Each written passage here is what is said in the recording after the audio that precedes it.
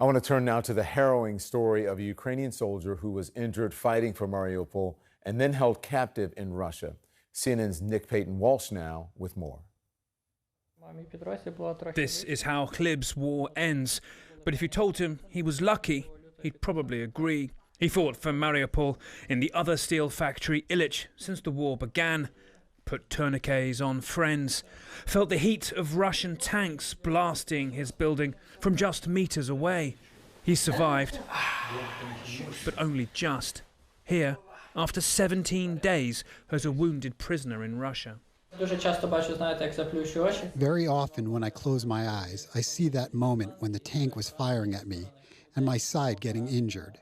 On the day of my injury, one of my boys, a machine gunner, was killed. Every time it's personal.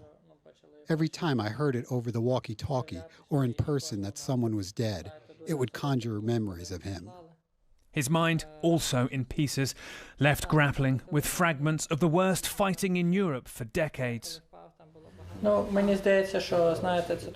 know, there's a point when the brain accepts it, seeing the phosphorus missiles, seeing aviation flying in. When this became normal, that was scary. We learned how to fall asleep with this accompaniment. Instead, it became scary to fall asleep in the silence. 2 moments, though, haunt him here. The first time I used tourniquets on my friend. And the second scene is this.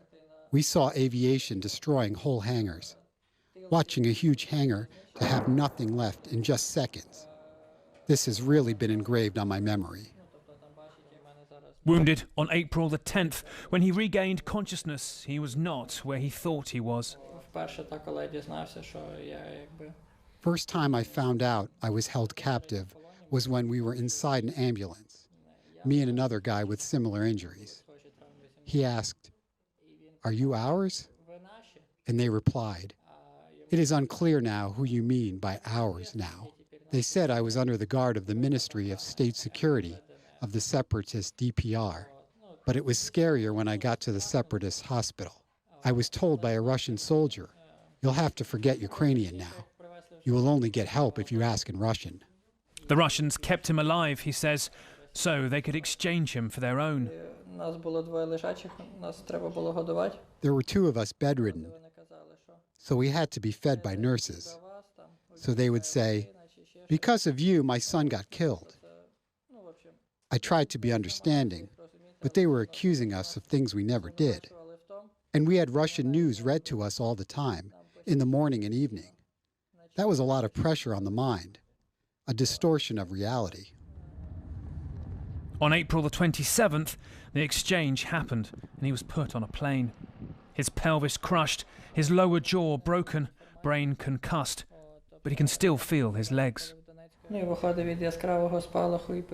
I also have problems with my eyes because of constant bright flashes and dust.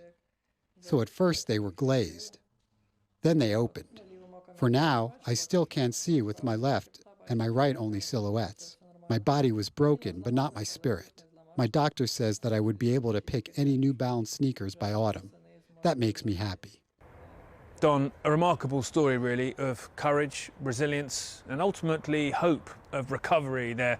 And while the fighting around Azovstal in Mariupol, the steel plant there where there are still some Ukrainian soldiers holding out, is rightly the focus of so much attention right now. What happened to Khlib at the Illich plant a matter of weeks ago, he says, is an example of how different Ukraine treats its injured, its fallen, to Russia. There have been multiple reports of Russian troops simply being left to die or dead where they fell. And his point is that Ukraine has done all it can to get him back to the motherland here. Don?